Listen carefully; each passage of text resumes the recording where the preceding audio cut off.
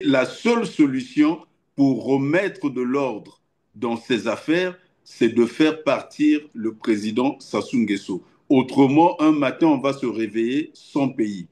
Je vous explique la gravité de cette affaire des terres avec le Rwanda. Le Gabon vient de perdre 3 îles.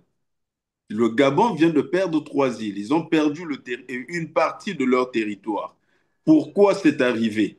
Ils étaient en conflit avec la Guinée équatoriale et c'est une décision qui a été prise par la Cour internationale de justice il y a 2 mois. Donc il y a 2 mois en arrière, le Gabon a perdu une partie de son territoire. On a constitué les nations en Europe par la guerre. Vous vous souvenez de la Première Guerre mondiale, de la Deuxième Guerre mondiale. On redessinait les frontières dans le sang. On se battait pour ça. C'est pour ça que le moindre centimètre carré est très important parce que des ancêtres se sont battus pour ça. Et nous, on n'a pas ce sentiment patriotique parce que l'indépendance nous est tombée dessus. On n'a pas le souvenir d'un arrière-grand-père qui était mort à la guerre pour défendre le pays. On n'a pas le souvenir du père qui est mort au front pour défendre la patrie. Et la patrie, comme disent les Anglais, we take it for granted. On la prend vraiment pour une chose qui n'a pas de valeur. C'est la terre des pères de nos pères. Donc on défend la patrie en pensant à ses parents, à ses arrière-parents, aux sacrifices qu'ils ont consentis pour ce territoire-là. Et nous, le territoire que nous avons, pour 6 millions d'habitants, c'est une bénédiction pour nous d'avoir ce pays. Vous ne pouvez pas chercher où se trouve la terre promise.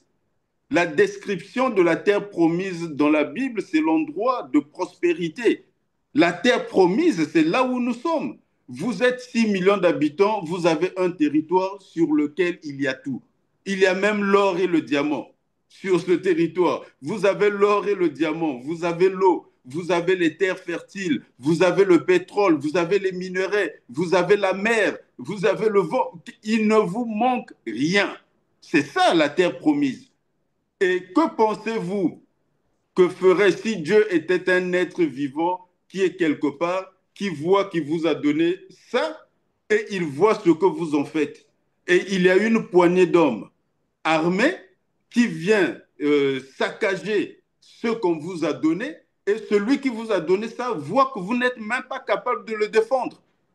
Parce qu'il y a une poignée d'hommes armés, vous n'êtes pas capable de défendre ce qui est sacré qu'on vous a donné. Qu'est-ce qui vous arrive à ce moment-là? La malédiction. Bon, mais Celui j'espère que qui ne les reçoit... Congolais le... Permettez-moi de finir, Monsieur Oui, je Perrin, vous c'est en prie, sérieux. le temps aussi nous tient, oui. Celui qui ne défend pas sa liberté, parce que la liberté est une bénédiction.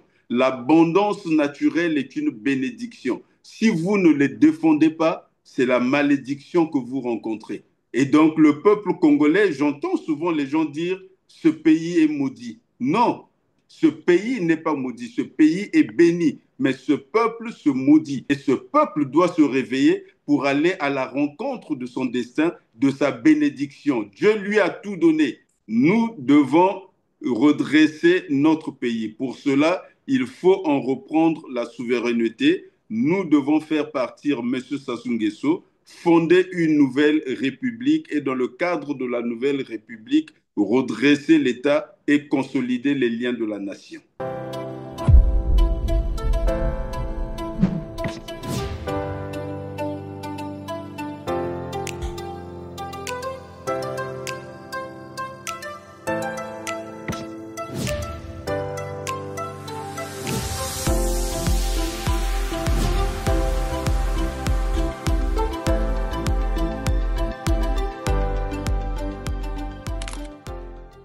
Mesdames, Messieurs, bonjour, ravi de vous trouver pour ce numéro de Droit de savoir avec Maître Charles Anissé Poitiers-Amar, avocat au barreau de Paris et du Québec. Bonjour, Maître.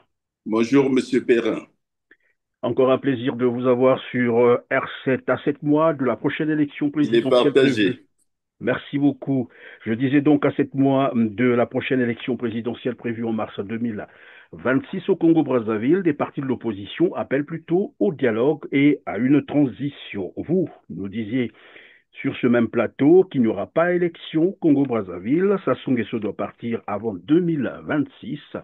Le temps passe et sur le terrain, aucune action concrète de l'opposition qui peut rassurer les Congolais. La préoccupation est récurrente. Vous parlez trop, vous de l'opposition, c'est ce que nous disent nos téléspectateurs, mais rien sur le terrain. Que leur répondez-vous? D'abord, je précise notre position par rapport à l'élection. C'est de dire que les Congolais ont aujourd'hui le choix entre trois mauvaises solutions.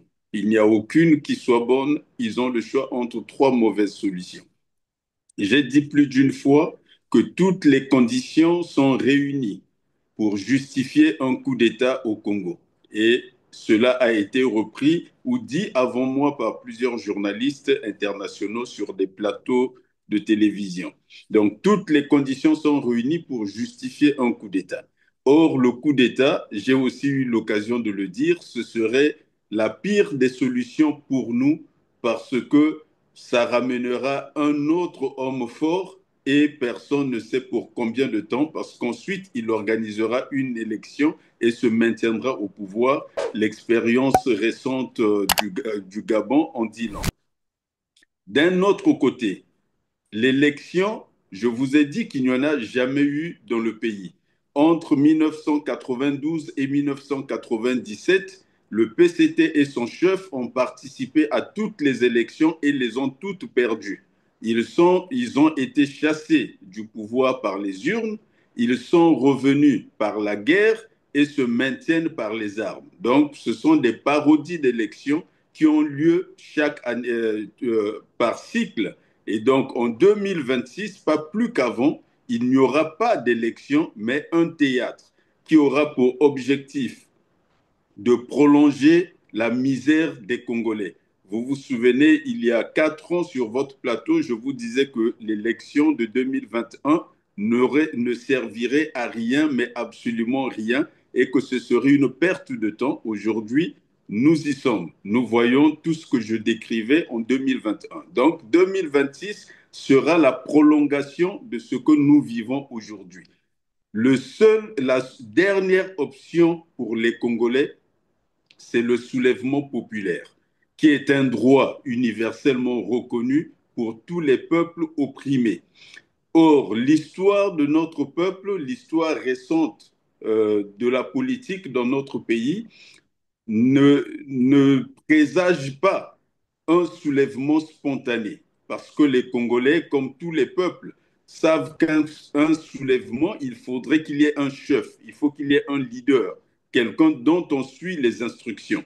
Et l'une des raisons de l'échec de 2015, c'est notamment le fait qu'il n'y avait pas de chef, il y avait trop de chefs. Et là, il en faut un seul qui soit lucide, déterminé et qui soit engagé.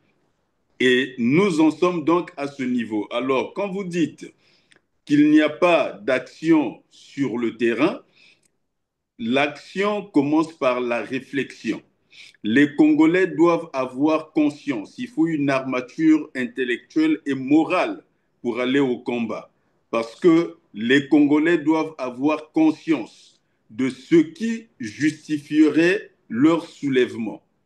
S'ils n'en ont pas conscience, ils pourraient continuer à vaquer chacun à ses occupations.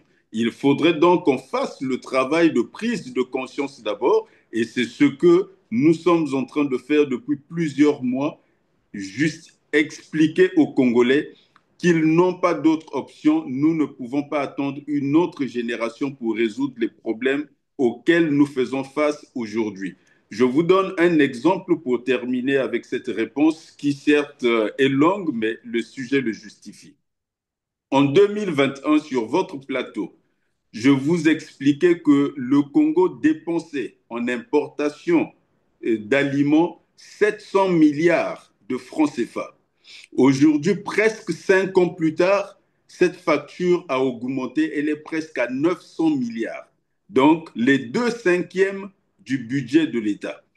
Qu'est-ce que ça veut dire exporter 900 milliards? Donc, importer des aliments pour 900 milliards qui équivaut à exporter 900 milliards. Ça veut dire que nous exportons nos emplois.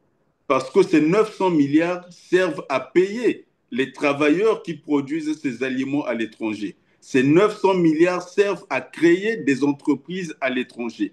Et je criais sur votre plateau en 2021 qu'il fallait faire quelque chose, adopter des mesures politiques sérieuses pour retenir progressivement ces 900 milliards jusqu'à les résorber entièrement. Ce qui ferait que ces 700 milliards à l'époque, 900 milliards aujourd'hui, plutôt que de financer les emplois et la création d'entreprises à l'étranger, circuleraient dans notre économie et avec le mécanisme de la création monétaire par les banques, si vous avez 900 milliards comme base de départ pour la création monétaire, mais vous n'imaginez pas tout ce qui peut être fait. Et à la date d'aujourd'hui, rien n'est fait. Alors que, en même temps, on assèche les finances intérieures. Ça veut dire que par la corruption, tout notre argent va à l'étranger. Vous parlez souvent des Panama Papers et des Pandora Papers. Donc, notre argent va à l'étranger. Le ministre de la Coopération a fait le tour de la planète. Pendant 4 ans, il n'a trouvé personne pour apporter de l'argent au Congo. Lui-même a dit, tant que nous n'aurons pas assaini le climat des affaires au Congo, personne ne viendra investir. Donc, c'est une voix autorisée qui le dit. Qu'est-ce que cela signifie? Que s'il n'y a pas d'argent qui vient, donc il n'y a pas d'investissement, il n'y aura pas de création d'emplois. Si en plus l'argent de l'intérieur est envoyé à l'extérieur par la corruption et par les importations alimentaires, vous fermez toutes les entreprises qui existent et donc vous asséchez le marché intérieur. Et là, non seulement l'espace intérieur devient un enfer pour les affaires, mais il devient aussi un enfer pour les Congolais. Certains étrangers qui arrivent chez nous avec rien prospèrent, vivent le rêve congolais, tandis que les Congolais vivent le cauchemar congolais. Il faudrait donc qu'on aille vers des actions qui feraient que nous puissions avoir le rêve congolais pour les Congolais. Mais ça ne pourra se faire que par le soulèvement légitime du peuple qui ne peut plus supporter ce qui se passe. Les Angolais sont sortis dans les rues parce qu'il y a eu une augmentation de 50 francs sur le prix du carburant. 50 francs. Donc le litre d'essence est passé de 200 à 250 francs CFA, l'équivalent de 250 francs CFA. Pour ces 50 francs-là, les Angolais sont allés dans la rue. Et les Et Congolais, pendant, le pendant prix que du vous le carburant dites, est à presque 700. évidemment, maître Charles Anissé Poitiamar, pendant que vous rappelez évidemment la situation en Angola, alors qu'au Congo-Brazzaville, on a augmenté 2 fois le prix du carburant à la pompe Oui, en une année, bien entendu, et à plus de 100 francs CFA, et là, personne n'a bougé. C'est plutôt les conséquences sur le terrain que je vous propose d'abord de suivre à ces élèves qui se plaignent du transport en commun au Congo-Brazzaville. Suivez. 500 papa il les quitte trop. Tozozonga tovuti sopoto toyaka una 300. Ozonga comme 500. Pona nini? Les gens souffrent. Au moins, tu peux perdre 2500 la journée. Ces derniers temps, là, vraiment, complètement, le transport est devenu très difficile. Hein? Quitter ici jusqu'à Combo, parfois c'est 300, 250. On souffre vraiment. Il faut nos autorités essayer un peu de regarder ça. La population est en train de souffrir. Mazala, jusqu'à ce projet 250. Franchement, ça nous inquiète. Où allons-nous finalement avec ce pays-là? Tellement que le coût augmente du transport, nous avions également le panier de la ménagerie qui s'augmente de jour en jour. En pareilles circonstances, les véhicules de transport en commun se font rares et les quelques-uns disponibles imposent des tarifs exorbitants. Le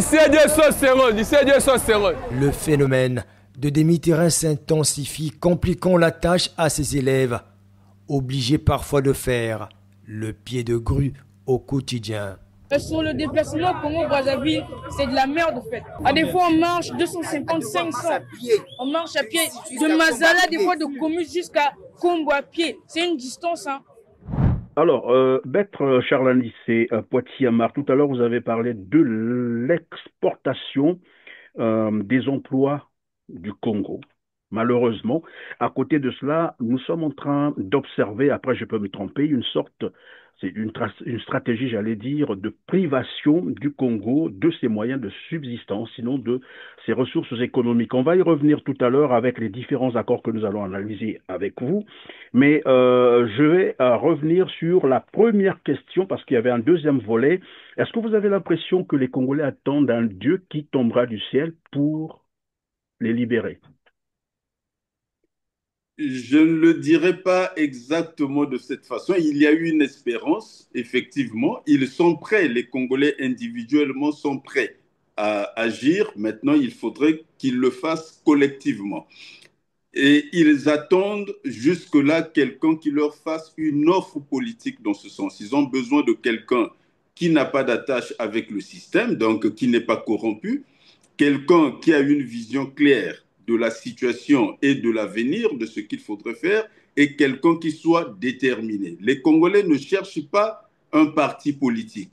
Ils ne cherchent pas une fédération de partis politiques ou de personnalités. Les Congolais recherchent un leader. C'est ce qu'il leur faut en ce moment. Parce que les peuples qui se sont libérés n'ont pas cherché des chefs ou des coalitions ou des fédérations. Ils ont cherché un chef. Jusque-là, aucune offre n'a été faite. En janvier 2025, dans le discours que j'avais prononcé, j'avais dit que si les circonstances me convoquent, je ferai le don de ma personne. Nous sommes en train d'évoluer vers le 15 août et vers la fin de l'année. Si les circonstances me convoquent, je ferai le don de ma personne pour conduire les Congolais vers le changement escompté. Et en ce moment, je pense que les gens sont prêts et attendent cette offre. Et vous pensez que, parce que tout à l'heure vous disiez que les Congolais ont besoin d'un leader qui va probablement les conduire, et ce qui est normal, parce qu'évidemment, même pour les soulèvements ou les actions, j'allais dire, l'insurrection populaire, il faut tout de même des leaders. Mais vous pensez que Jean-Marie Michel Mokoko ou André Okombi Salissa s'étaient prononcés trop tôt, c'est ça? Et qu'ils ont été mal compris? L'histoire d'un pays, c'est à la fois la conjoncture intérieure et la conjoncture internationale. C'est donc une rencontre à la fois de ces deux circonstances et des personnalités. En 2015, il y avait pléthore de leaders. Souvenez-vous du meeting du 27 octobre 2015, non, du 27 septembre 2015 à Brazzaville. Le peuple congolais était sorti massivement et il s'est trouvé qu'à ce moment, il y avait beaucoup de chefs et au lendemain du 20 octobre, donc la journée de grande manifestation qui avait été programmée, il y a eu un silence pendant environ 7 jours. Le peuple congolais ne savait pas que faire. Or, pendant presque 5 jours, à l'intérieur du pays, dans la partie sud jusqu'à la Lekumu, à peu près au début des plateaux, dans toute cette partie, il n'y avait plus d'autorité étatique parce que le peuple s'était soulevé. Donc, il ne restait plus que la parole des chefs politiques pour que l'action puisse s'accomplir et que Brazzaville prenne le relais. Mais pendant cette période, personne ne s'est exprimé. Et lorsque les chefs politiques ont commencé à s'exprimer, c'était des sons discordants. Certains appelaient au rassemblement, au calme, d'autres appelaient à la manifestation. Et donc, ça partait dans tous les sens et le peuple ne savait plus qui suivre. Le général Mokoko est arrivé par la suite. Mais il y a des contingences internes dans ce qui se passait au sein de l'opposition. Vous avez dû entendre parler de la charte de l'opposition pour la victoire, qui était un document qui devrait permettre à ses opposants d'aller ensemble vers la victoire. Mais même dans ce cas-là, il y a eu des divergences. C'est pour ça que je vous dis, la situation dans laquelle nous sommes, c'est celle de la rencontre d'un homme et du peuple. Ce n'est pas la rencontre d'un groupe d'hommes et du peuple. Le peuple congolais va justement choisir, mais il choisira quel homme il va suivre. Est-ce qu'il suivra ceux qui lui disent qu'il faudra aller aux élections ou est-ce qu'il va suivre la voie de ceux qui lui demandent de prendre pleinement sa souveraineté comme tous les peuples le font à travers l'Afrique? Nous avons une jeunesse qui est dynamique. Est-ce que cette jeunesse va rester à attendre ou elle va se saisir de son destin? Et je répète que si les circonstances me convoquent, je ferai le don de ma personne pour offrir un leadership politique à la nation. Merci. Avant de continuer, je vais proposer à nos téléspectateurs, évidemment, ce meeting du 27 septembre 2015 au boulevard Alfred Raoul et on revient sur le plateau suivant.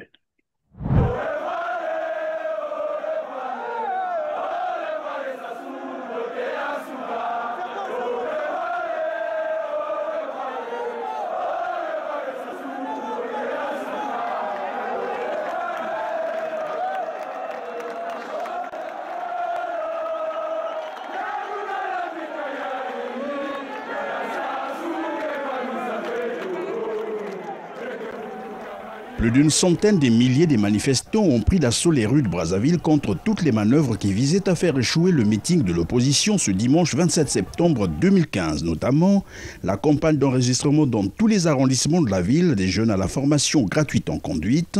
J'ai préféré venir au meeting parce que j'ai besoin du changement. Et moi j'ai dit non. Christelle est en train de distribuer les permis, même mon bébé. Au nouveau-né, je suis déçu, ils sont fatigués. L'organisation des concerts de musique au stade Eboué et au rond-point Bifouiti par le pouvoir et la présence renforcée des militaires dans les carrefours de la ville obstruant ainsi les grandes artères à la circulation des véhicules.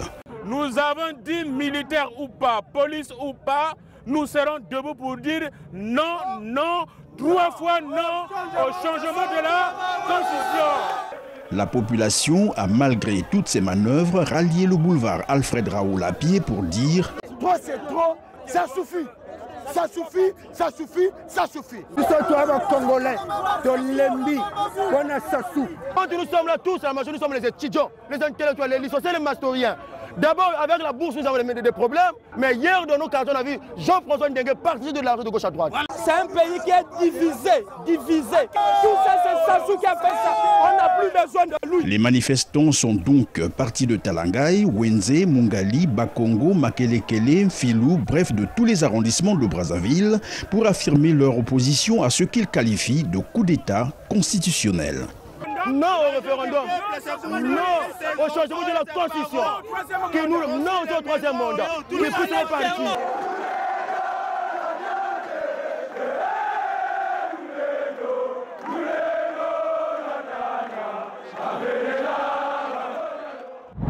Alors, maître Charles Anissé Poitiers Amar, vous pensez que maintenant les conditions sont réunies comme vous êtes en train de le dire. Mais tout à l'heure, d'entrée de jeu, je vous rappelais que nous sommes finalement à 7 mois de cette élection et sur le terrain, le PCT est déjà presque en pleine campagne. Vous dites que, disons, les conditions sont réunies pour un soulèvement populaire ou pourquoi pas une insurrection populaire, c'est ça? Je parle davantage de soulèvement, pas d'insurrection, parce qu'une insurrection suppose de la violence. Le soulèvement, il peut être pacifique. On l'a vu en Inde avec Mahatma Gandhi. C'était un soulèvement populaire, mais il était pacifique. Et les Anglais qui étaient armés face au peuple indien, qui était massivement dans la rue, dans la non-violence, ils ont essayé de faire des provocations. Ils ont même massacré des gens. Gandhi avait donné l'ordre de ne pas répondre par la violence. Et finalement, l'Inde a accédé à l'indépendance par ce moyen pacifique, par ce moyen non violent. Donc, je ne parle pas d'insurrection, mais de soulèvement populaire, l'exercice d'un droit souverain. Vous doutez peut-être que les conditions ne soient pas réunies. Monsieur Perrin, dans la dernière émission avec vous, je vous ai rappelé qu'aucun service public n'existe dans le pays au moment où nous sommes en train de parler. Il ne reste plus qu'une façade institutionnelle. Donc, des gens qui se revendiquent de l'État à travers les fonctions qui leur sont attribuées mais l'État en lui-même n'existe plus. Je vous ai donné un exemple patent.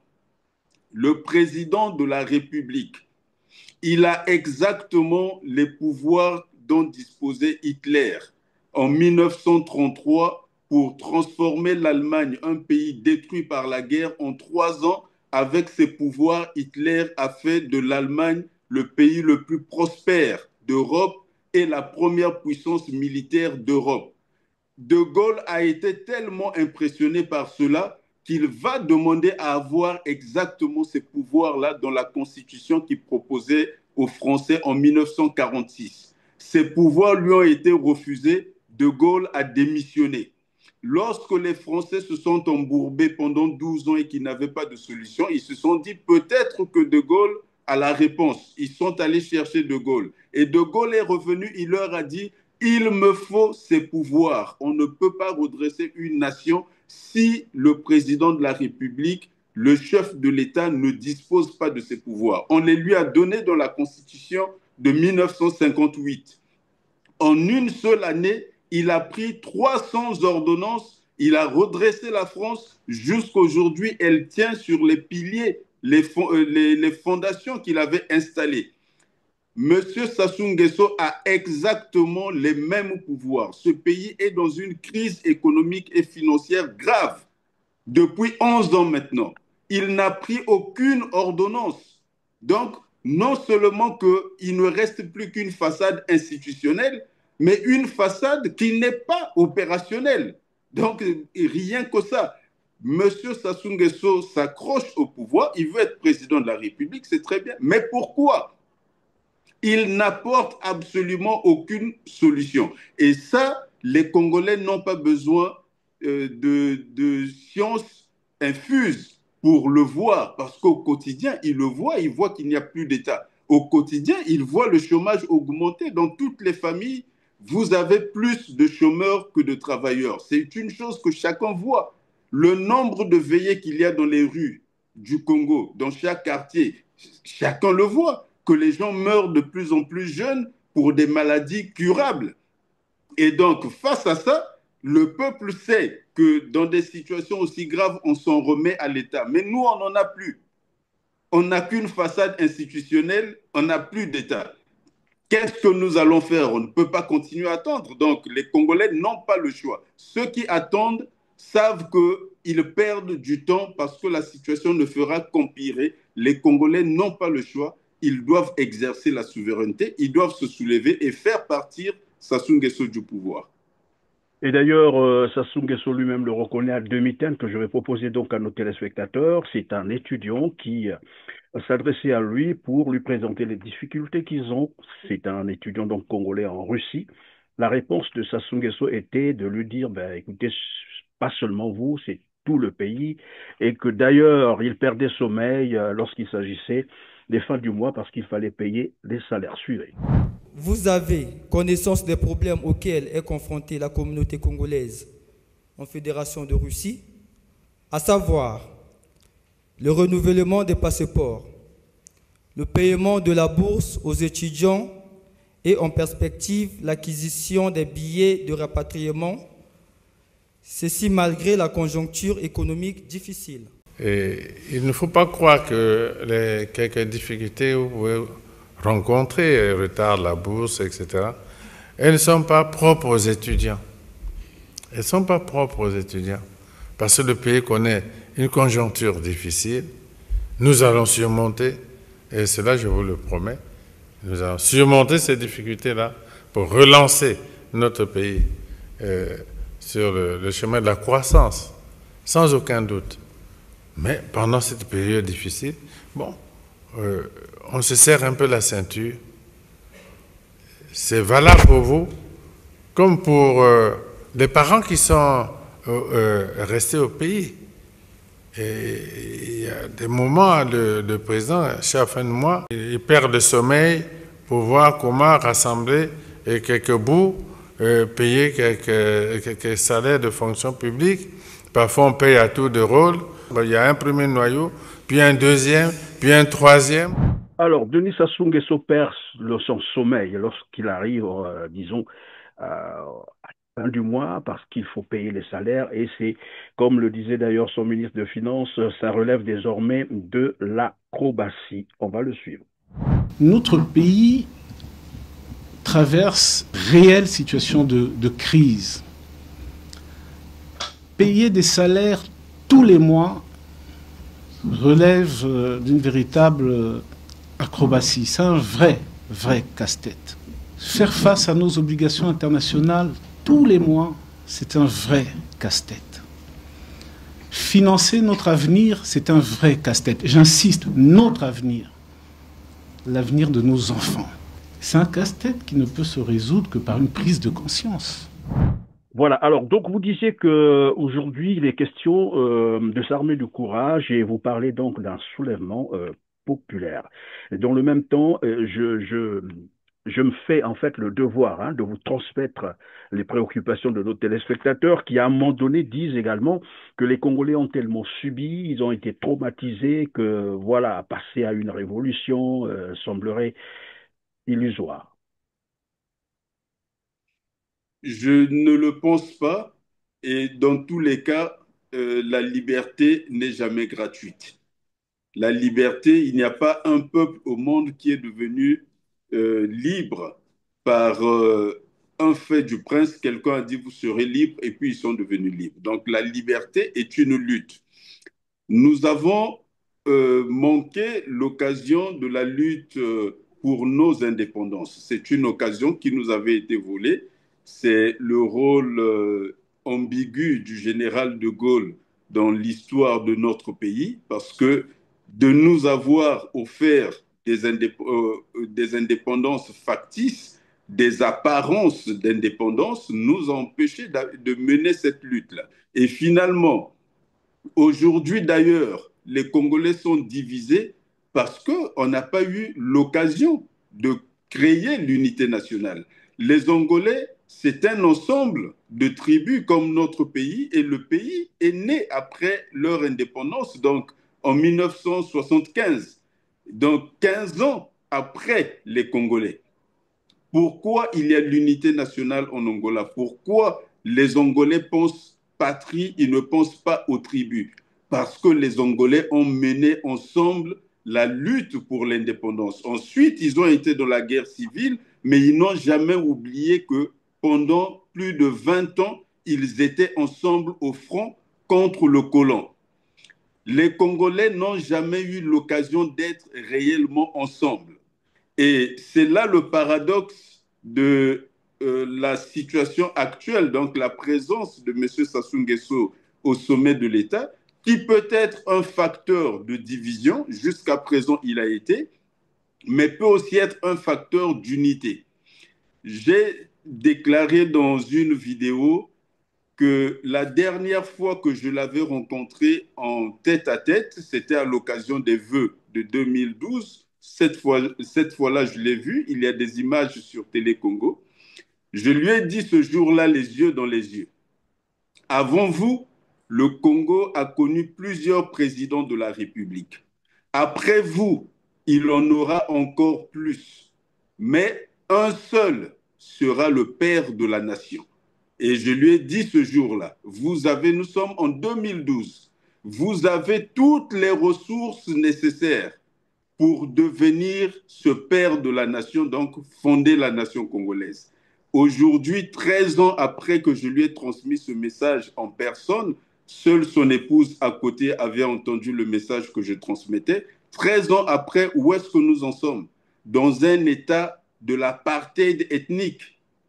Il a été un facteur sciemment de division. Je vous ai expliqué ce qui se passait dans les ministères régaliens. Au trésor public aujourd'hui, si vous n'êtes pas de la tribu, vous ne pouvez pas y travailler. Et le ministère de Finances dans son ensemble, vous ne voyez que cela dans les directions générales. Le ministère des Affaires étrangères, c'est pareil. Le ministère de la Défense, c'est pareil. Le ministère de l'Intérieur, c'est pareil. Le ministère de la Justice. La justice, s'il vous plaît, justice.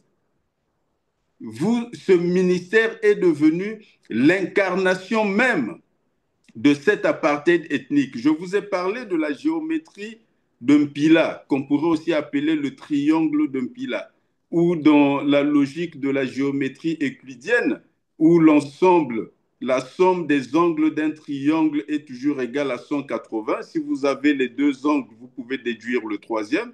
Là, vous avez Osaka à la CID qui arrête, qui envoie chez Oko, qui poursuit, et Oba qui condamne. Donc, vous avez cette incarnation de l'apartheid ethnique au sein de la justice. On a l'apparence d'injustice dans le système judiciaire.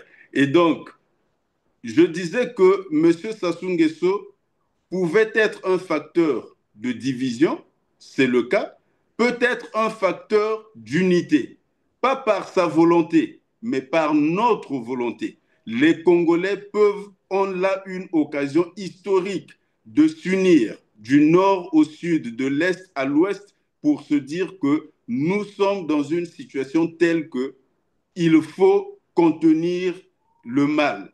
Et le système repose sur un homme. Donc, il faut le faire partir.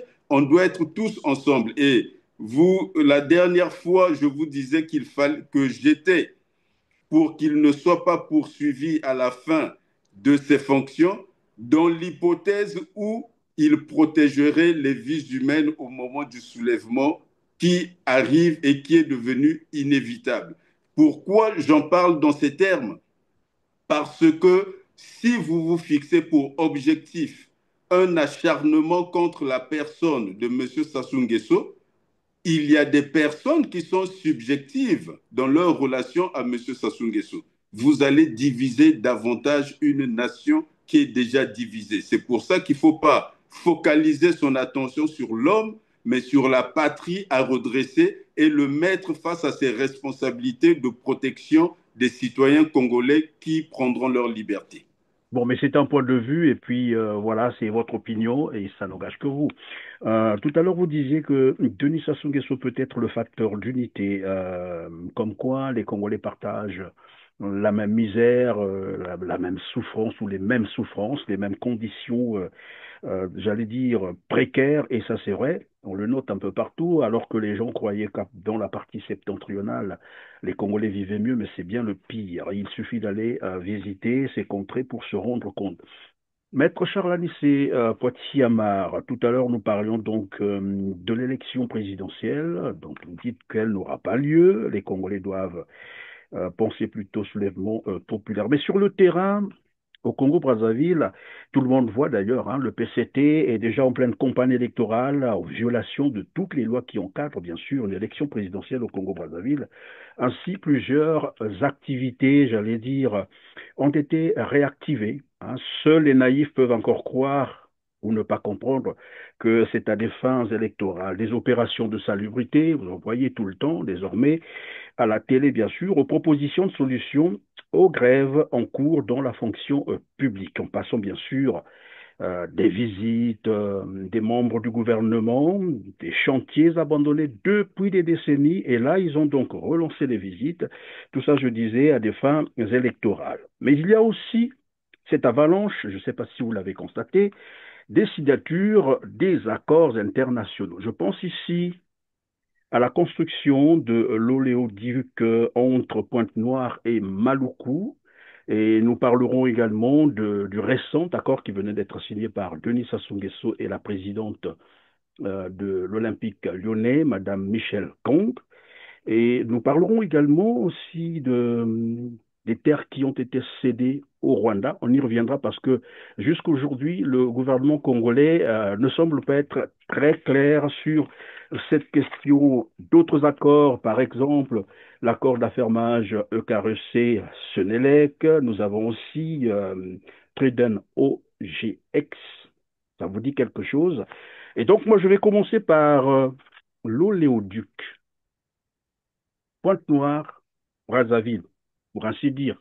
Maluku, tout le monde sait que Maluku a été vendu aux Rwandais. Quel intérêt de construire un tel ouvrage aussi coûteux pour juste transporter le carburant, si c'est ça, bien entendu, à moins qu'il y ait autre chose, mais moi c'est ce que j'ai entendu. Donc, transporter du carburant de Pointe-Noire à Brazzaville. Quel intérêt pour un tel projet? Dans l'ensemble des contrats que vous avez mentionnés, excluant peut-être celui concernant l'Olympique lyonnais, mais les autres contrats, ça on en parlera, les autres contrats constituent ce que nous appelons en droit, lorsqu'on fait des enquêtes pénales pour déterminer les intentions de certains acteurs, on parle à ce moment-là d'un faisceau d'indices concordants. Un faisceau d'indices concordants. Ce que vous remarquez dans l'ensemble de ces contrats, c'est que l'autre partie, donc pas l'État congolais, mais le co-contractant de l'État congolais a toujours la part du lion. Ce qui est curieux et suspect dans une situation où généralement les autorités nationales prônent l'intérêt national et défendent l'intérêt national. Ici, vous avez l'impression que ces personnes travaillent pour les intérêts étrangers. Et quand vous savez que une impression ou une conviction? Non, je vous parle d'un faisceau d'indices. Je suis obligé d'aller de façon méthodique. Donc, j'observe que tous ces contrats ont ce trait commun. Il y a un dénominateur commun, c'est que le Congo est toujours perdant. Et quand vous tenez compte du fait que les signataires de ces accords font partie d'un gouvernement réputé parmi les plus corrompus de la planète, vous êtes obligé de vous interroger, est-ce que dans la part de l'étranger, il n'y a pas une part déguisée appartenant aux signataires de ces accords? Vous parliez de l'affaire du Rwanda. Dans sa nature, elle soulève cette question aussi de savoir, est-ce que finalement, ce ne sont pas des personnes qui, dans une situation de fin de règne, parce que souvenez-vous qu'en 2015, tout le monde était convaincu que le pouvoir était finissant, nombreux avaient installé leur famille à l'étranger, ça a été une agréable surprise pour eux de voir que le défaut de leadership dans l'opposition a permis au pouvoir de se maintenir. Mais depuis lors, tout le monde est dans un esprit de fin de règne, de perte de pouvoir, et vous avez observé certainement l'accélération de l'accumulation des capitaux de tous ceux qui ont une parcelle de pouvoir au Congo. Et donc, d'ailleurs, pendant que vous rappelez cela, pardon maître, pendant que vous le rappelez, il faut dire à nos téléspectateurs qu'en cette période, bien sûr, en 2015, j'allais dire le trésor, les caisses de l'État avaient été totalement vidées.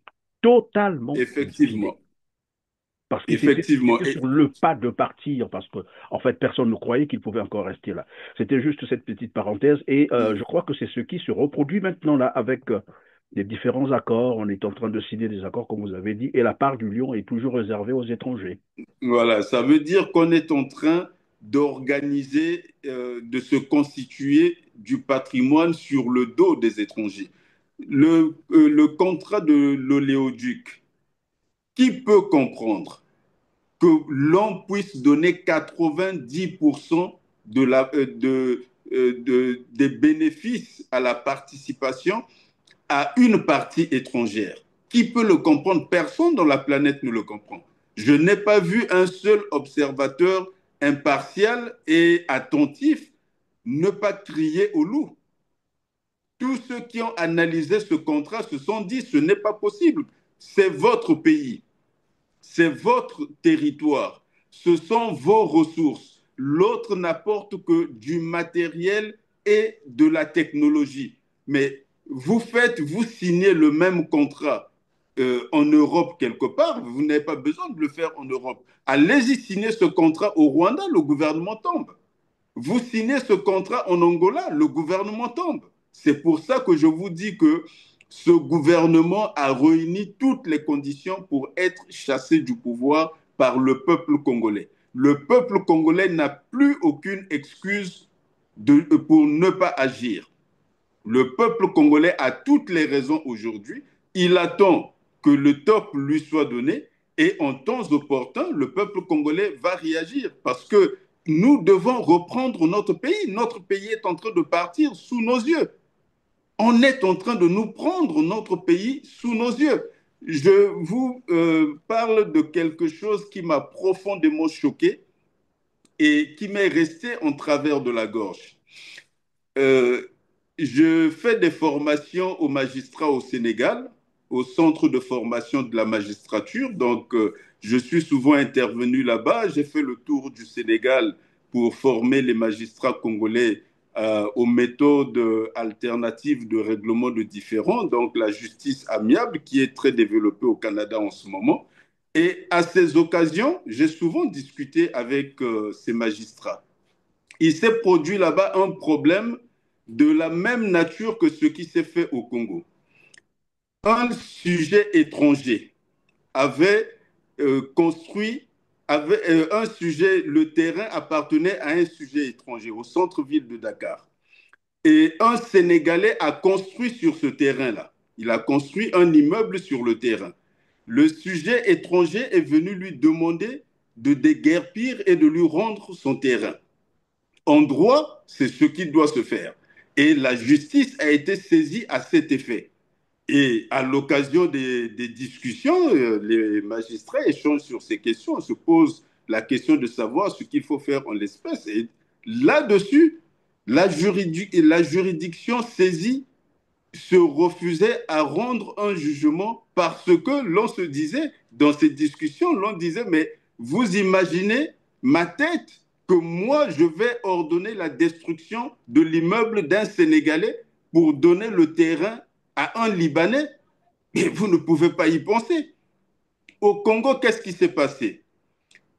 Je venais d'arriver, je pense que c'était en 2022, je rentrais de l'étranger, et j'ai regardé à la télévision des familles congolaises, pas un Congolais, des familles congolaises.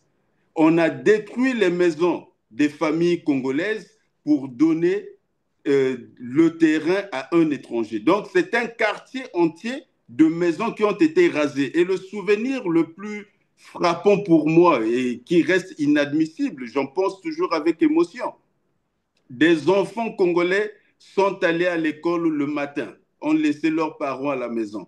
Quand ils sont rentrés l'après-midi de l'école, les maisons qu'ils avaient quittées le matin avaient disparu et ils sont venus trouver leur mère en train de pleurer sur les bagages. Vous faites allusion au déguerpissement qui a eu lieu sur le plateau de Inda. En fait, c'était vers, je crois, Mogokamba, un peu plus devant. Ils étaient en litige avec... Par là, oui. Oui, je vois, avec le Malien que tout le monde connaît. D'ailleurs, je cite pas le nom ici pour des raisons, bon, voilà, juste on n'est pas envoyer les gens, peut-être aller réagir comme vous êtes en train de le dire. Et donc, vous étiez surpris de constater qu'au Sénégal, on peut protéger évidemment le citoyen. Par contre, au Congo-Brazzaville, c'est bien l'inverse. Le droit était clairement en faveur du sujet étranger. Il lui était clairement favorable. Mais l'on s'est dit, le Sénégalais a travaillé durement, il a économisé de l'argent dans un pays où l'argent est difficile, a réussi à construire un immeuble. Personne parmi les vivants et les non-vivants ne me pardonnera de démolir cet immeuble pour donner le terrain à l'étranger. Et donc le bonhomme a décidé de renvoyer ce dossier au procureur de la République qui, de son côté, est allé voir le jeune magistrat pour lui dire « Mais ça ne va pas, tu m'envoies une patate chaude comme ça, qu'est-ce que tu veux que je puisse en faire ?» Et l'autre a dit « On pouvait bien lui trouver une parcelle de substitution, hein, ça existe, puisque là on a... Il fallait une solution politique parce que lorsque vous en arrivez là, le problème n'est plus seulement juridique, il devient un problème politique. Au Congo, qu'est-ce qui s'est passé dans la même affaire? Des juges de premier degré à Pointe-Noire ont ordonné la démolition des maisons des familles et l'expulsion des familles. L'affaire est allée en appel. Des juges d'appel ont accepté la même solution. Raser toutes les maisons, mettre les familles dehors. L'affaire est allée en Cour suprême. La Cour suprême a pris la même mesure, a accepté qu'on rase toutes les maisons, qu'on mette les familles dehors. Lorsque la décision définitive et exécutoire était disponible, en droit, il faut exécuter la décision parce qu'elle est exécutoire, mais le procureur de la République a la possibilité de retenir la main de l'exécutant. Il a la possibilité de se dire que là, il y a un intérêt social majeur, il y a un intérêt général en jeu, et on va retarder l'exécution. À l'époque coloniale, on le faisait, que lorsqu'une décision était prise d'arrêter quelqu'un, par exemple, l'autorité coloniale se rendait compte que ça allait créer des troubles, et donc ils interdisaient l'exécution de la décision. Ici, on pouvait le faire, mais non. Les procureurs ont pris les actes de soutien à l'exécution. On a mis les forces de l'ordre. Ce n'est pas une armée étrangère ou des policiers étrangers qui sont allés casser les maisons des Congolais, qui sont allés les expulser. Ce sont des Congolais qui ont manié la machine. Ce sont des policiers congolais qui étaient sur le terrain. En fait, c'est la puissance de l'argent dans notre société qui fait que même le lien de nationalité, le lien de patriotisme disparaît. La conscience nationale est effritée à ce point-là. La conscience nationale est effritée à ce point. Et donc, dans une pareille situation, le gouvernement est resté inactif. Après les faits, le gouvernement n'a rien fait. Parce qu'on pouvait toujours agir après les faits. Et aujourd'hui encore, il n'est pas trop tard.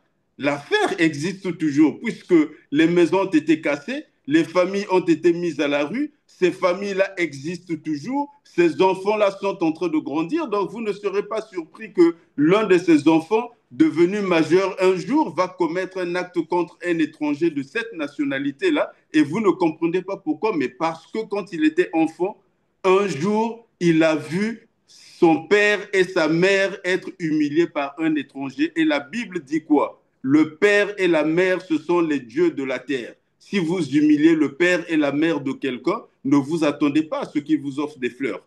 Et nous sommes dans cette situation. Nous devons récupérer notre pays. Donc les Congolais doivent faire partir M. Sassou Nguesso et fonder une nouvelle république. Évidemment, bon, on nous a présenté dans cette affaire, bien entendu, qui serait c'est la propriété d'un étranger. Je l'ai dit, bon, je suis obligé peut-être de citer le nom pour que les gens, évidemment, se rendent un peu à l'évidence. C'est bien Monsieur Niangadou. Mais est-ce que derrière, il n'y a pas un homme fort du régime? Parce que on connaît également la vie de Niangadou au Congo-Brazzaville. Qui sont derrière ce monsieur? Est-ce que ce n'est pas parce qu'il y aurait un gourou derrière, ce n'est qu'un arbre qui cache la forêt en plus, Niangadou? Est-ce que ce n'est pas parce qu'il y a des gens forts, des ayatollahs comme on les appelle, derrière Niangadou qu'ils ont finalement procédé à démolir les habitations, les domiciles des Congolais?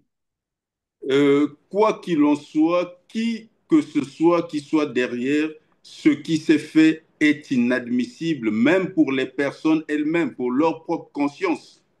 Parce que la personne dont vous parlez n'aurait pas fait ça dans son pays d'origine. Là-bas, personne n'aurait accepté qu'il détruise un quartier, les gens dans la rue. Lui-même, sa conscience lui aurait interdit d'agir de la sorte. Donc, d'où vient-il que dans ce pays, des étrangers se permettent ce qu'ils ne peuvent pas se permettre dans leur pays d'origine et les Congolais acceptent ce que personne ne peut accepter dans un autre pays? Que sommes-nous devenus? Des esclaves, les Congolais. Les Congolais seraient devenus esclaves dans leur propre pays, disait quelqu'un. Alors, tout à l'heure, nous parlions donc de la construction de l'oléoduc Pointe-Noire, Brazzaville. Je vous posais la question de savoir l'intérêt d'une telle construction. Est-ce que c'est une priorité?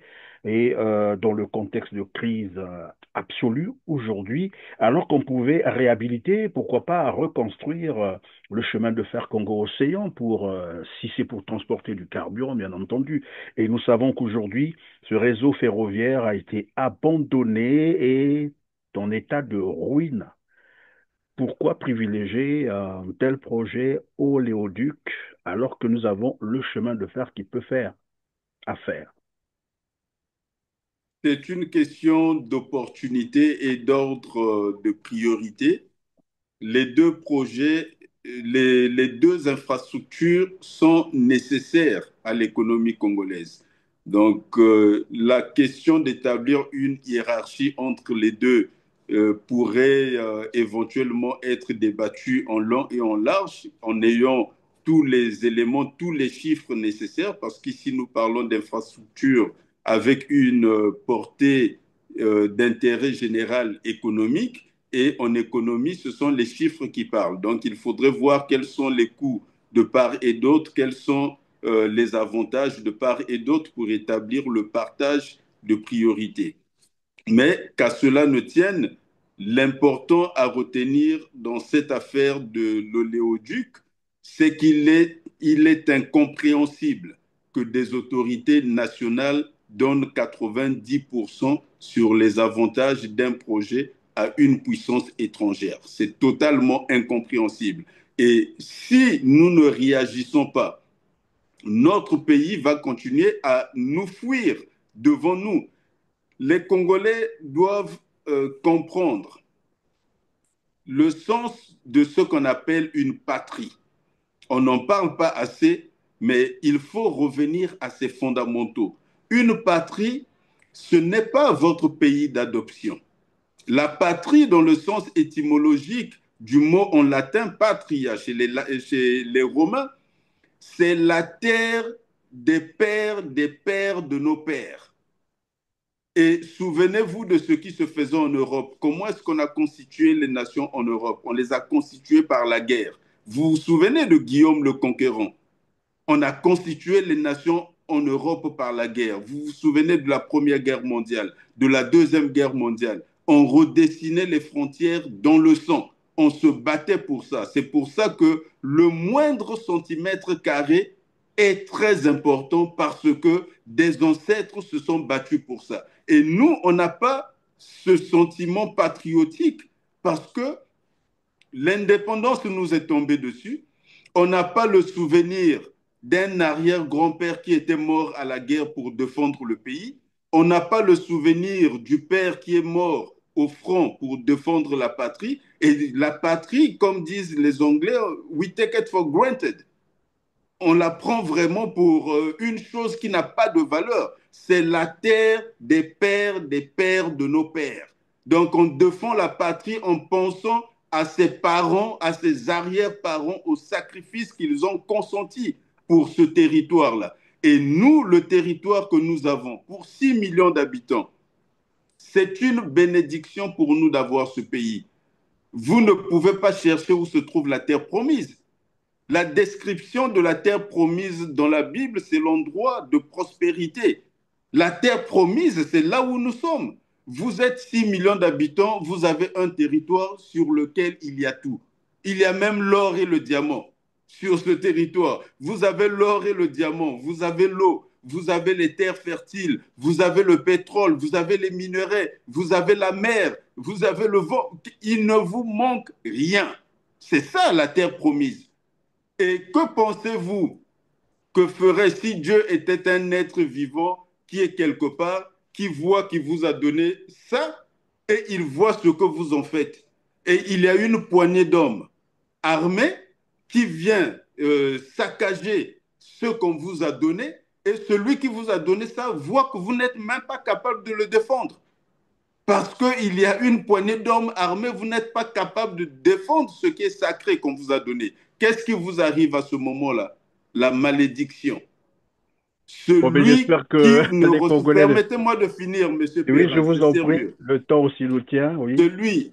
Celui qui ne défend pas sa liberté, parce que la liberté est une bénédiction.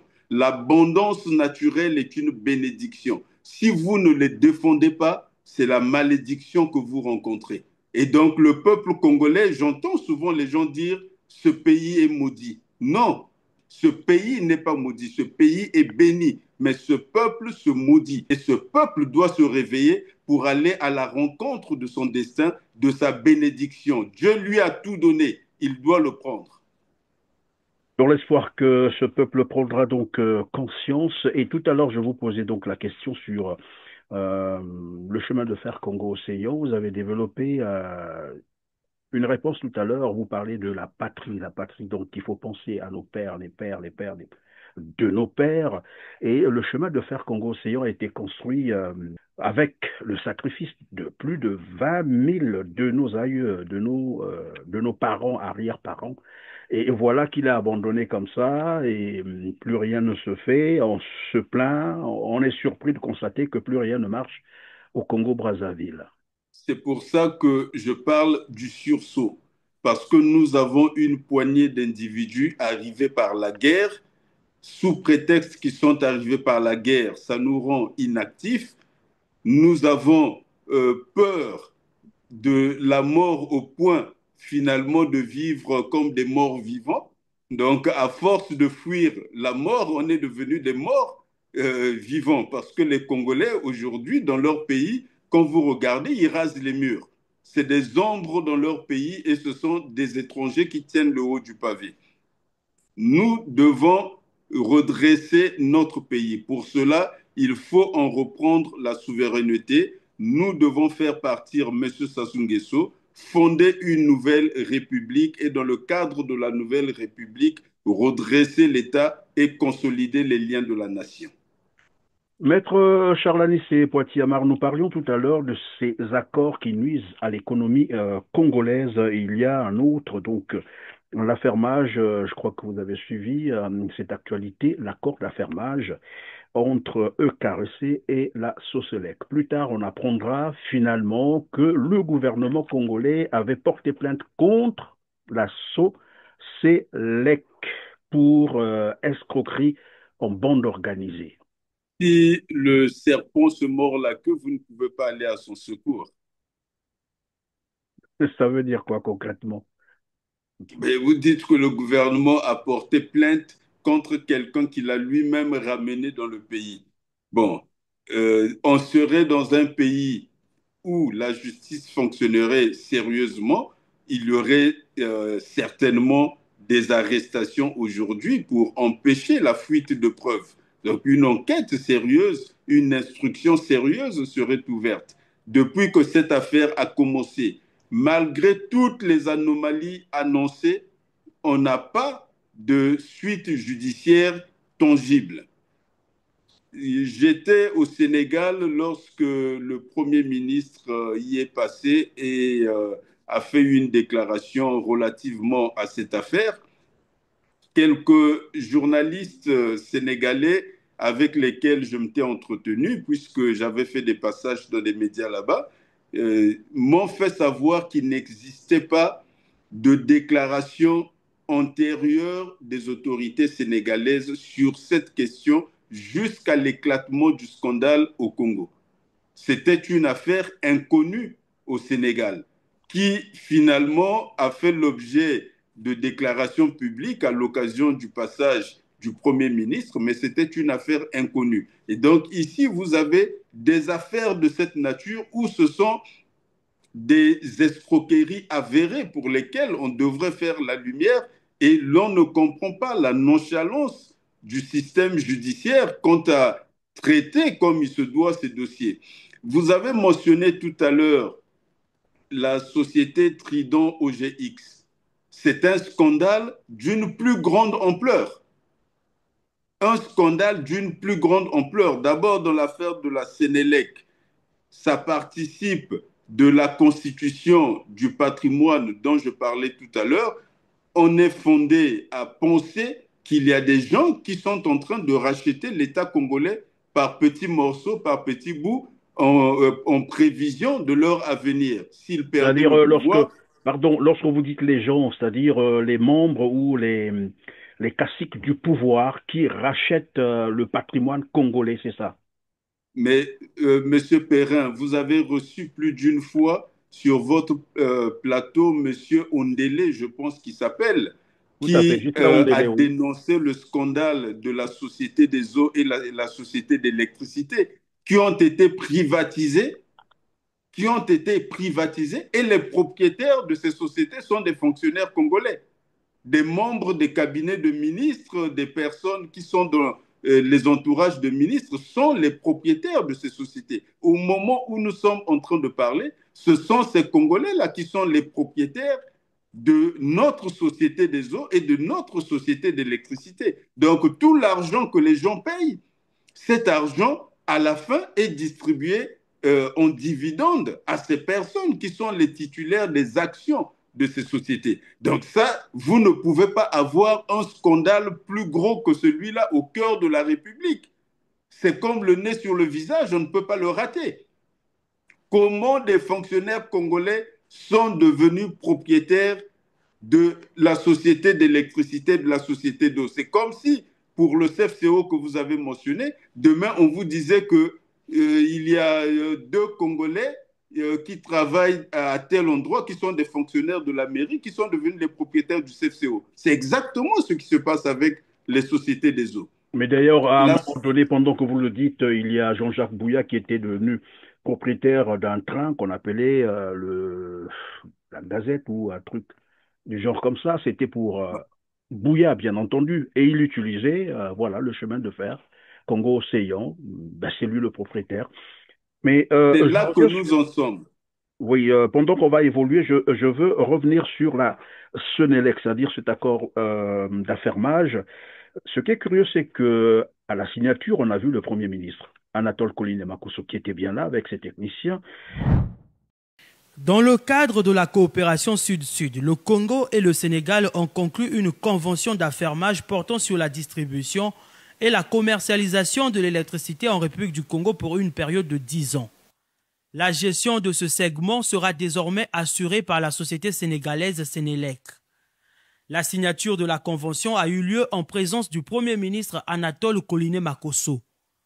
L'acte a été formalisé par Émile Ouosso, ministre congolais de l'énergie, et par Pape Mamadou Diop, directeur général de Soselec, filiale de Senelec. Et c'est encore lui qui porte, en fait, le gouvernement, parce que c'est lui, le chef du gouvernement, c'est-à-dire le Premier ministre, qui porte encore plainte contre la Senelec. Et comme vous le disiez tout à l'heure, finalement, à la date d'aujourd'hui, nous sommes le 7 août 2025, personne n'a été interpellé au niveau de la justice pour comprendre ce qui s'est passé, alors que le Premier ministre était là pendant qu'on signait cet accord. Et c'est son gouvernement qui poursuit encore son partenaire pour escroquerie en bande organisée. Et le Premier ministre n'est pas interpellé. C'est pour ça que je vous parlais du serpent qui se mordait la queue. Donc, c'est eux qui vont chercher le partenaire, c'est eux qui engagent les poursuites contre le même partenaire, et après qu'ils aient engagé les poursuites avec le partenaire, ils vont faire des déclarations à l'étranger favorables à l'accord qu'ils dénoncent dans leur pays. C'est pour vous dire que la réflexion est toujours d'actualité.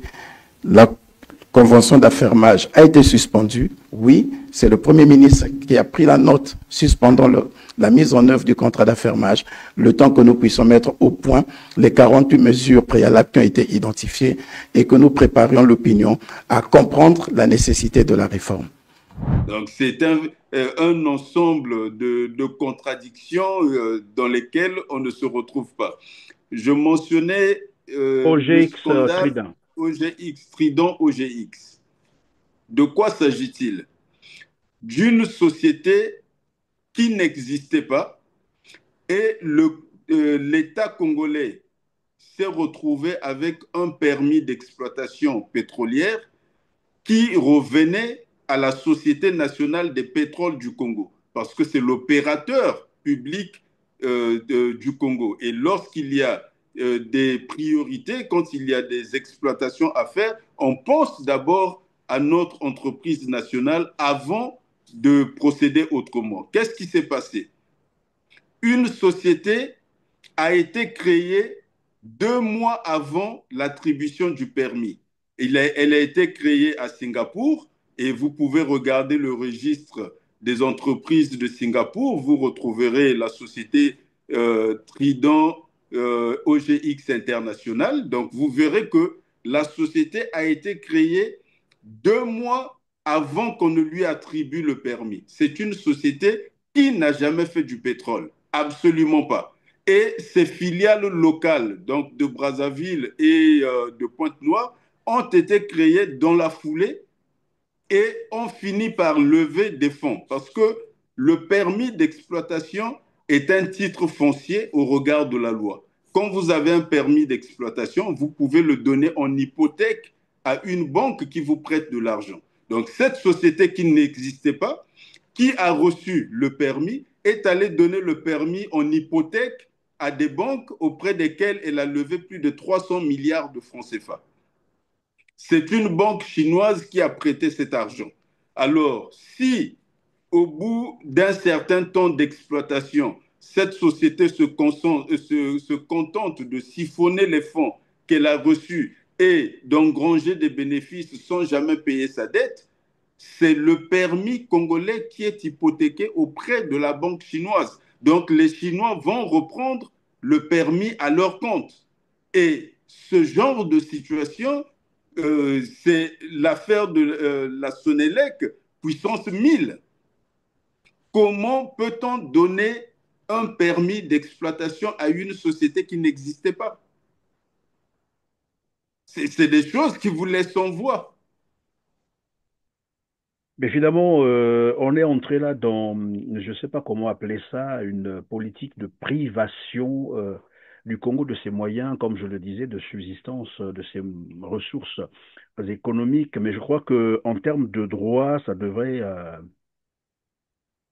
des sanctions devaient s'imposer. Bon, après, vous l'avez démontré tout à l'heure, si le droit fonctionne au Congo ou non. Mais bon, bref, on est là face à un régime de prédation. C'est ce que j'ai cru comprendre.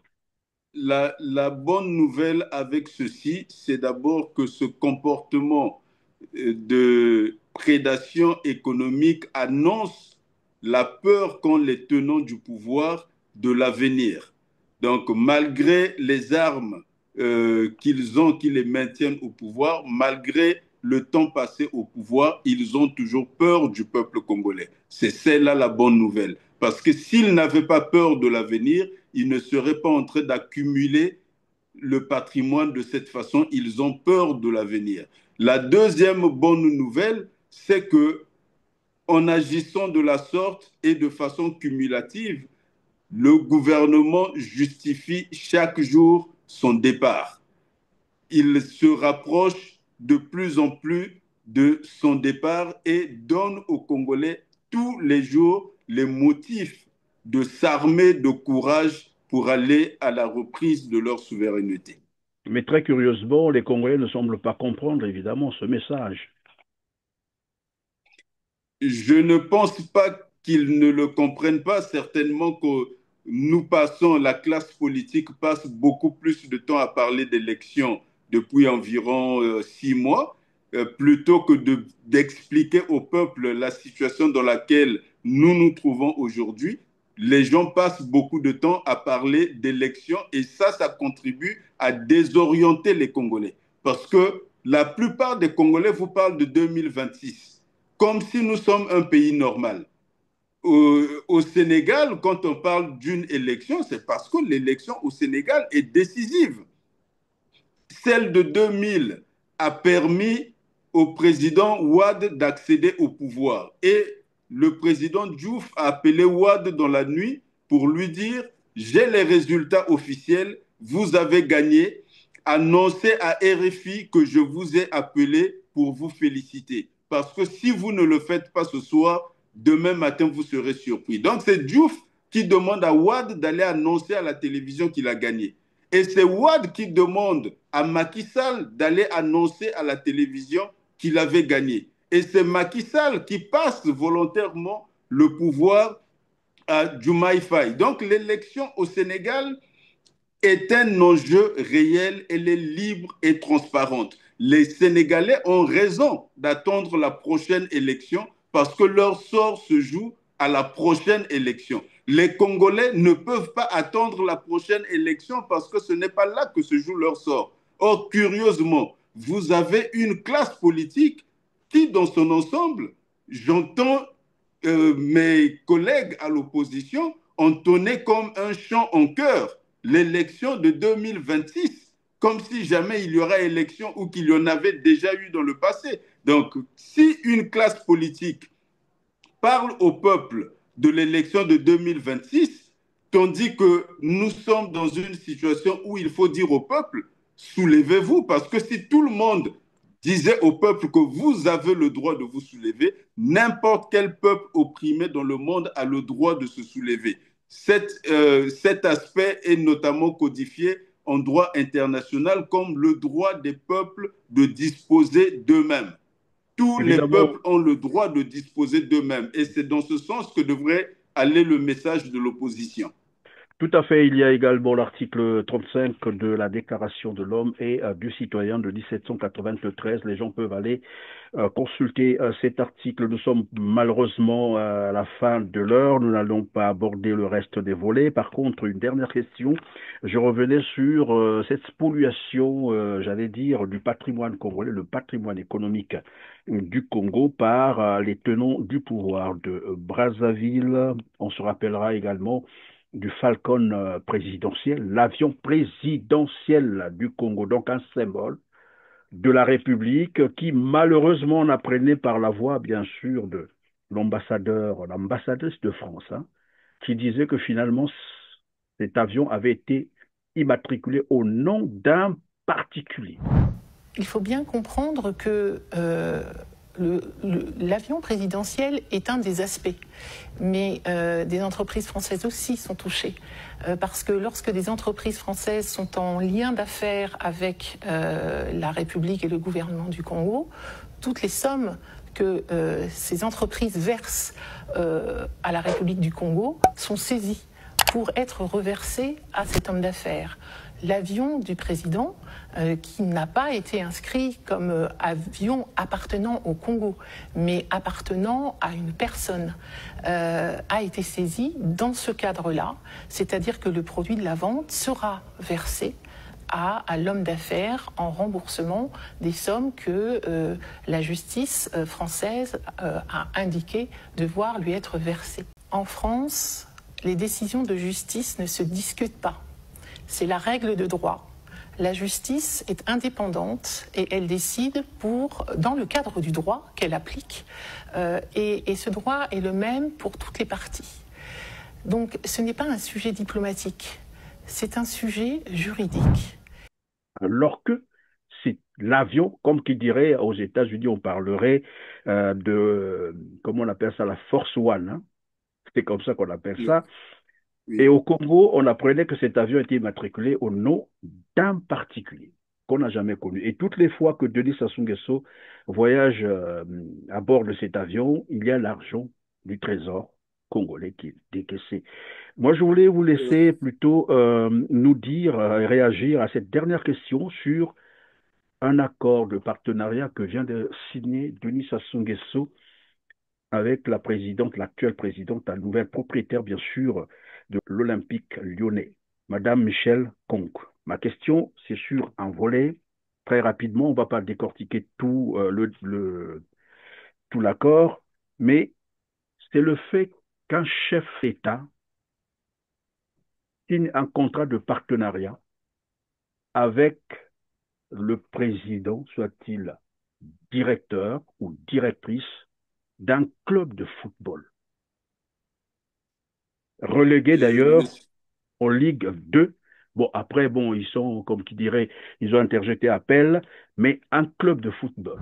Une délégation du club français olympique lyonnais, conduite par Madame Michel Kong, a été reçue en audience ce jeudi 31 juillet 2025 par le président de la République, Denis Sassou Nguesso.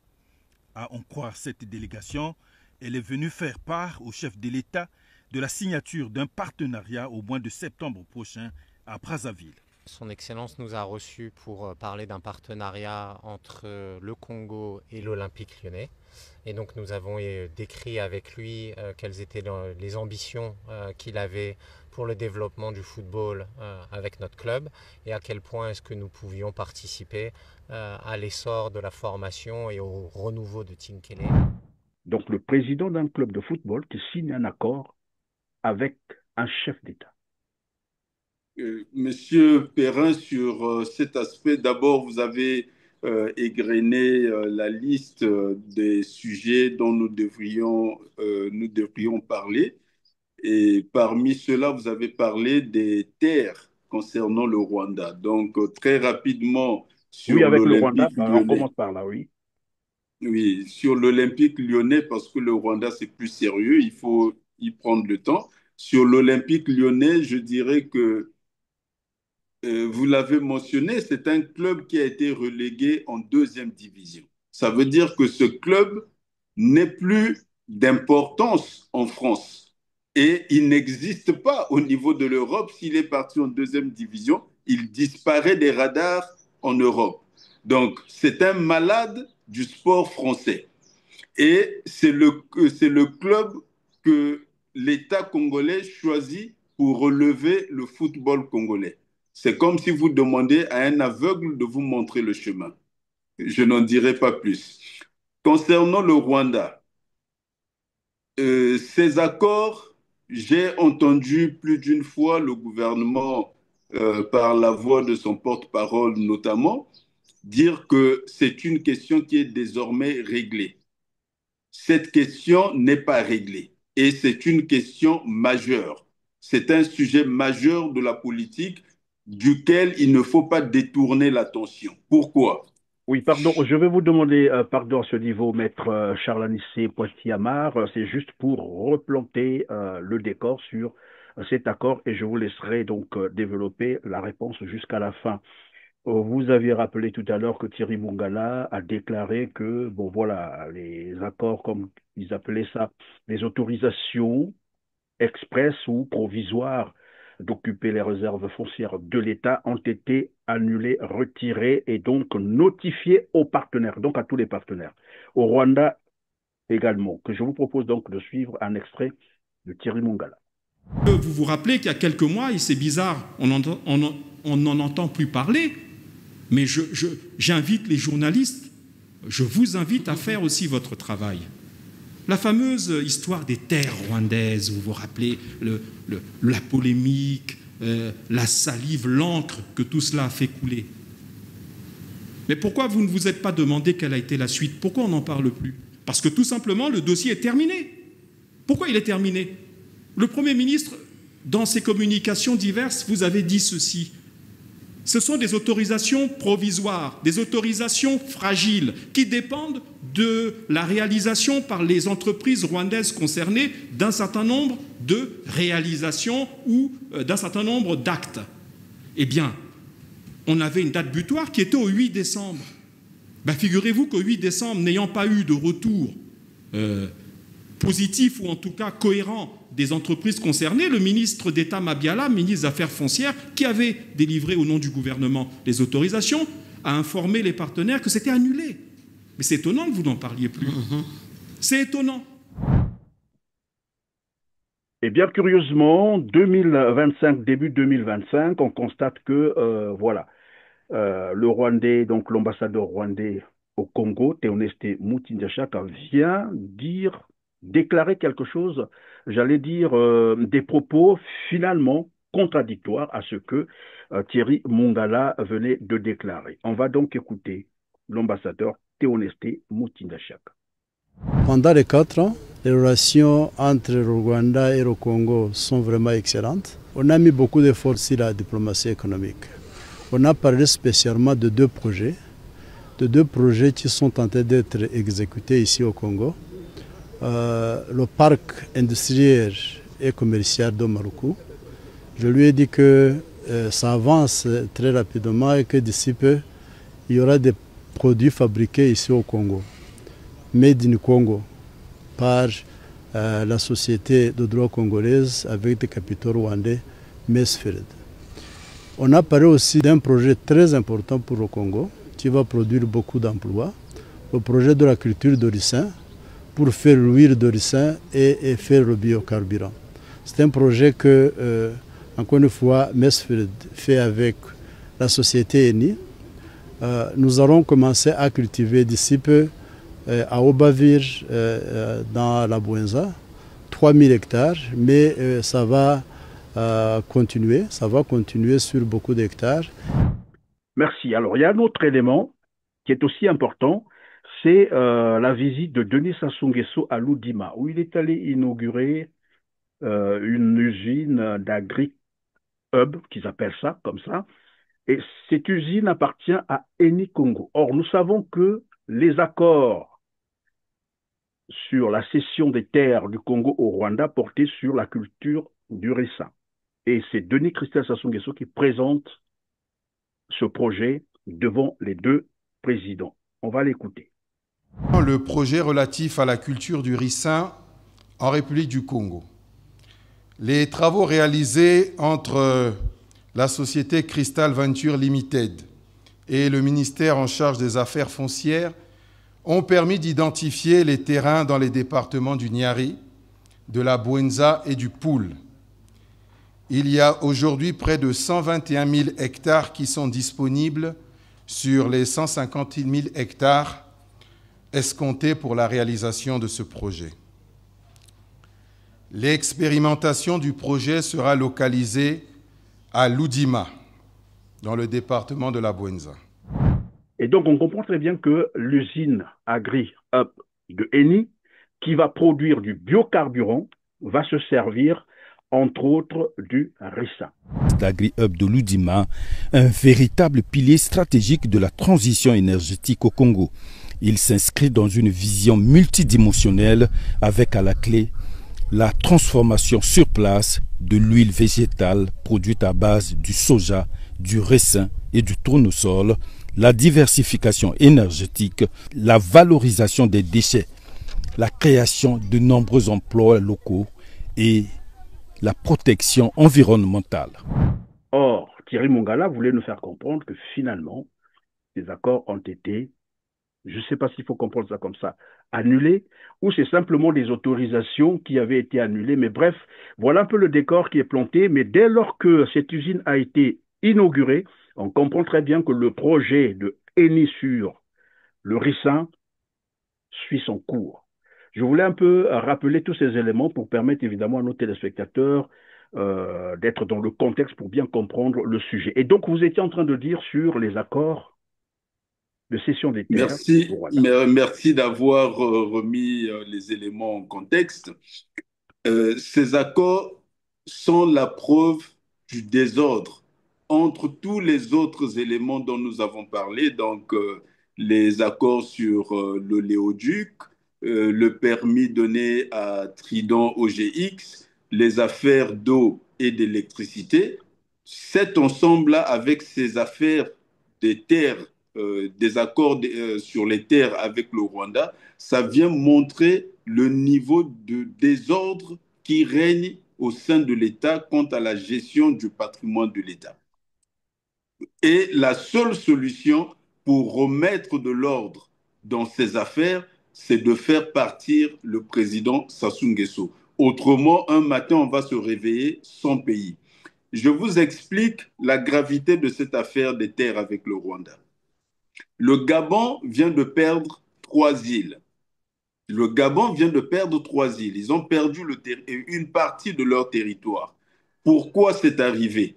Ils étaient en conflit avec la Guinée équatoriale et c'est une décision qui a été prise par la Cour internationale de justice il y a 2 mois. Donc, il y a 2 mois en arrière, le Gabon a perdu une partie de son territoire.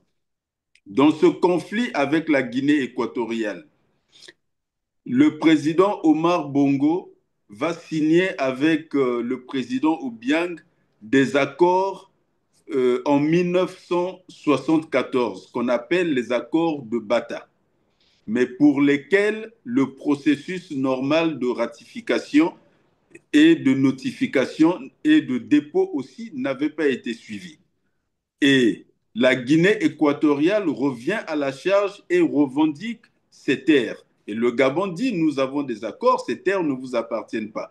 La Guinée équatoriale déterre des accords qui avaient été signés en 1905 entre la France et l'Espagne, qui à l'époque occupaient respectivement le Gabon et la Guinée équatoriale. Et dans ces accords entre la France et l'Espagne, les 3 îles avaient été attribuées à l'Espagne, donc à la Guinée équatoriale. Malgré les accords qui ont été signés en 1974, mais qui n'avaient pas de validité juridique, la Cour internationale de justice a constaté l'invalidité des accords de 1974 et a accepté la validité des accords de 1905. Donc, 120 ans après, la Guinée équatoriale a récupéré ses territoires. Le Congo a signé des accords avec le Rwanda. Ces accords ont été ratifiés par le Parlement congolais. Donc, ils ont rempli les conditions de validité internationale. Ils existent au niveau international. Le porte-parole du gouvernement nous parle des actes administratifs pris par le gouvernement congolais. Mais dans la hiérarchie des normes, notre constitution reprend la terminologie de la constitution française qui dit que les accords, lorsqu'ils ont été régulièrement ratifiés, ont une force supérieure à celle des lois. Un arrêté dans la hiérarchie des normes est inférieur au décret qui lui-même est inférieur à la loi. Ici, on vous dit que les accords ont une force supérieure à la loi. Et le ministre vous parle des arrêtés qui n'existent plus, mais ces arrêtés ne viennent pas effacer une chose qui a une force supérieure à la loi. Donc, les arrêtés ont certes atteint leur durée de validité et de ce fait ne produiront plus d'effets, mais les accords internationaux vont continuer à produire leurs effets. Le seul moyen d'arrêter la production des effets de ces accords, c'est soit les parties conviennent d'y mettre fin, soit encore les accords en question sont formellement dénoncés. Ce gouvernement devait les avoir dénoncés par rapport à la réaction qu'il y a eu dans le pays. Ces accords devraient être dénoncés. Ils n'ont pas été dénoncés, donc ils restent en vigueur. Nos enfants, nos petits-enfants, comme les Gabonais ont été surpris 120 ans plus tard, 120 ans plus tard, nous pourrons être surpris et ces accords iront devant la Cour internationale de justice. Elle constatera que ce sont des accords qui avaient été régulièrement négociés, signés et ratifiés. Et donc, ils produiront des effets. D'où il est nécessaire, par rapport à tout ce que nous avons dit depuis le début de cette émission, la souffrance des Congolais, l'argent que nous envoyons à l'étranger pour payer les salaires des étrangers et augmenter le chômage au Congo.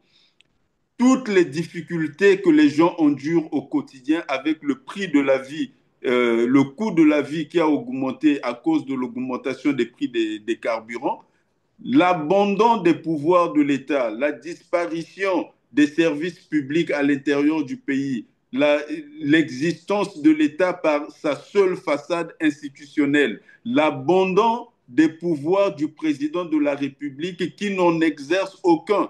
Il n'exerce ni ses pouvoirs ordinaires, ni ses pouvoirs extraordinaires. Il n'exerce pas les pouvoirs de chef d'État parce qu'il a les pouvoirs de président de la République et il a les pouvoirs de chef d'État. Ni les uns ni les autres ne sont exercés. Donc ce peuple est un peuple abandonné seul sur un territoire.